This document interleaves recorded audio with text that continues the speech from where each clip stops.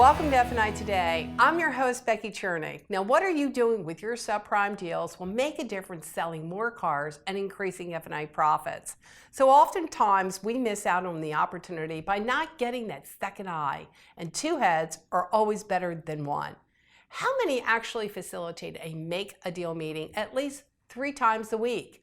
Go over the deals that have been delivered, profit earned, or the ones that are still being worked, conditioned, or declined. Did your F&I manager take the time to meet the customer firsthand to review the customer's payback history, find the reasons behind the slow pay history, what happened, what's changed, and why it won't happen again? Get the story from the customer to sell to the bank instead of relying on the salesperson to gather the information for you. Believe it or not, the story will always sell the customer to the bank as long as you have everything else in order. Your bank wants to buy your customer. Give them the reason to do it. Confirm the POI. Validate the spelling and primary address of the customer. Does the customer's driver's license match the credit application?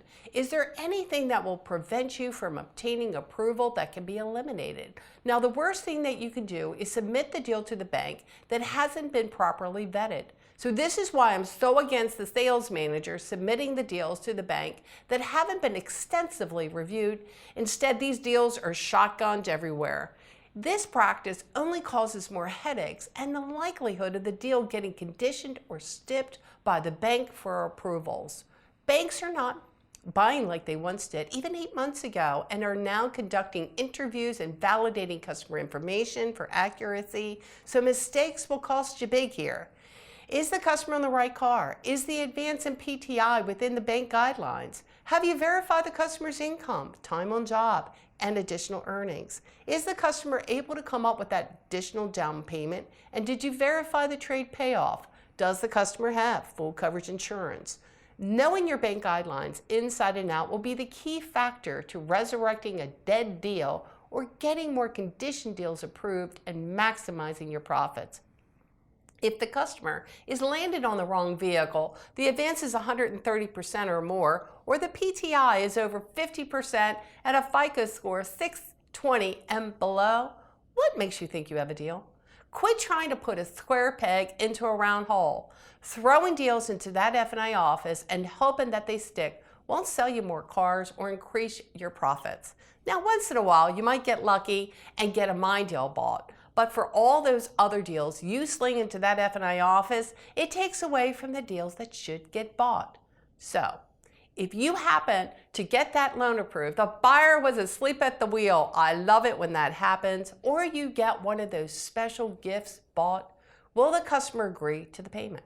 I can't begin to tell you how many times we lose out on a deal or profits are sucked out of that deal just because we didn't take the time to review the customer payment budget. Get an idea of the payment before landing the customer on the car. It doesn't have to be exact. Now, for example, just because the customer can get an approval for $25,000 out the door with Santander doesn't mean they will swallow the payment at an interest rate of 24% for 60 months. We automatically assume since the customer has this slow pay history, they are going to be ecstatic about taking delivery of a vehicle, then worry about what the payments are. First of all, this is just stupid. You leave too much to chance, and customers today don't have to buy into it. They are buyers, just like everyone else. You really need to consider the customer payment concerns earlier on in the process. Assure that the customer can afford the payments, then a possible repo 8 to 12 months down the road. So by stuffing customers into vehicles they can't afford is short-lived and the likelihood of jeopardizing your hard-earned reputation. It's just bad business. And think about it this way. If the customer can manage the car payment that includes valuable products such as a service contract, tire and wheel, and gap, chances they'll be much happier and will be back buying their next vehicle from you. And as you know, repeat business is the best business. So before you go ahead and sling deals into that F&I office on a shoestring and a prayer, does it have merit? Have you conducted a credit needs analysis, verified all the information with the customer? Do you have the story down pat to sell to the bank? Are you meeting with that sales manager to determine if the customer is on the right car that they can afford while maintaining an adequate profit margin? Is your F&I manager up at the desk working deals with your sales manager when possible. And if not, why not? As I said earlier, two heads are always better than one, especially when the sales manager has no prior F&I experience. And why that happens today is still beyond me. Not knowing your bank guidelines will drastically cut back on how many deals you're able to go ahead and put together and the profit earned. As Dale Pollock points out in his new book, Like I See It, your future success is about the customer engagement and the chance to make a positive impact on the overall buying experience. Keep doing what you've been doing, and expecting a different result assures complacency and your ability to stay relevant in a competitive marketplace. Track every single deal that makes its way into that F&I office, the deals that have been approved, conditioned, and declined, and make it a point to review the transactions in that make a deal meeting on a regular basis to help critique and challenge yourself to obtain better ideas to get more deals approved. Align your business practices with your bank relationships will help you to sell more cars and reach that higher level of success.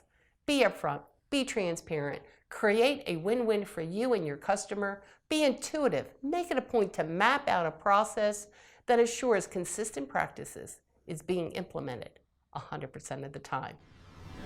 Well, thank you for joining me on F&I Today. Be sure to come back next week right here on the CBT Automotive Network for our next edition of F&I Today. Also, feel free to contact me regarding my consulting services.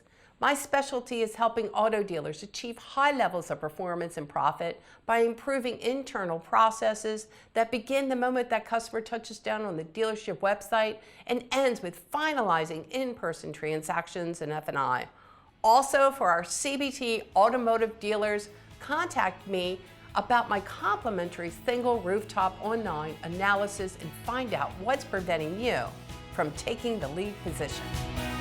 F&I Today, brought to you by eLend Solutions.